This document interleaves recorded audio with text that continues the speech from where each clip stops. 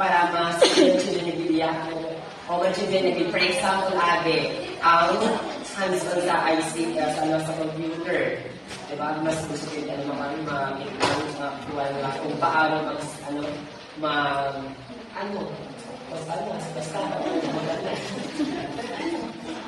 mag-yung sa presentation like sa slide, diba?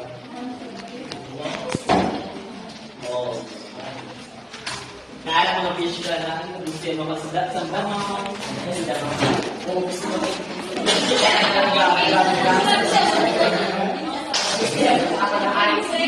guys, palang gusto doon sa site.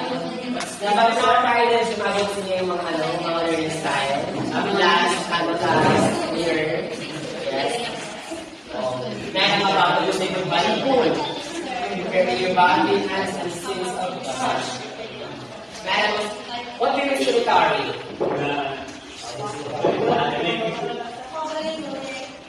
Very good!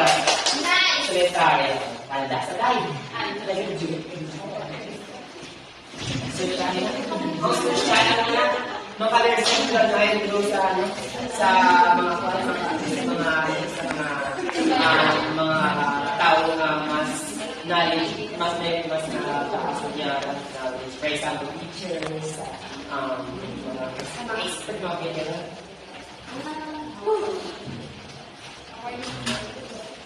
Bien.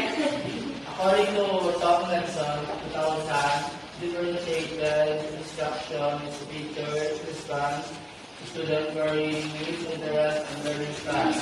Refers to a systematic approach to planning, curriculum, and instruction for academically diverse learners.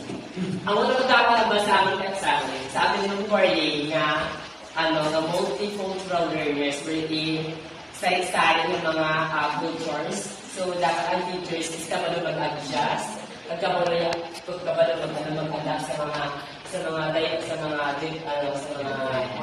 different learners. So, para ang kids, ang address sa bata is makuha din or ma-hold ang mga skills. Labakan na ay bagusan. Labakan ng pag-usap? Why differentiate instruction?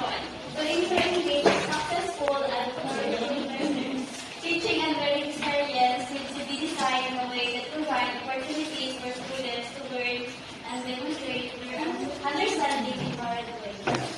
So, ang importance sa different instructions as a teacher just someday is para mas kung ang hindi tayo magkuhan, hindi tayo magpasasabihin sa dapat kapag sa mga strategy para ang mga learner is makapag-interact sa teachers. For example, ano na example sa mga teaching strategy or teaching styles? Anyone? O naiiyak na tigalimuto mga slide. So, ang mga teaching teachers, for example, ang mga reporting, ang mga oral restitution. Isisigaw ba yung sigurado? Basta mo na, guys. Oo.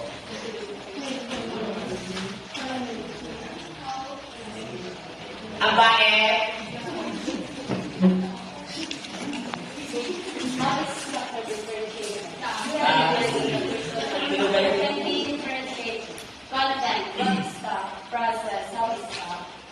Product, how is assessed, and learning environment, how is the classroom arranged. Yes! Correct. Consent. Okay, ang one, kung ano ng subject matter. Kung ano niya na kabila natin tudlo. Tapos ang process kung paano yung tudlo. Kung paano yung i-demonstrate ang niya na may kami sa ako paano yung i-demonstrate. Ang product, kung paano yung assist ang student. But syempre, edited. Like a discovery. And the environment, how is the classroom arranged? Like that. Ano mo ka-arrange that? Kalaki that. Oo. Ay, sorry.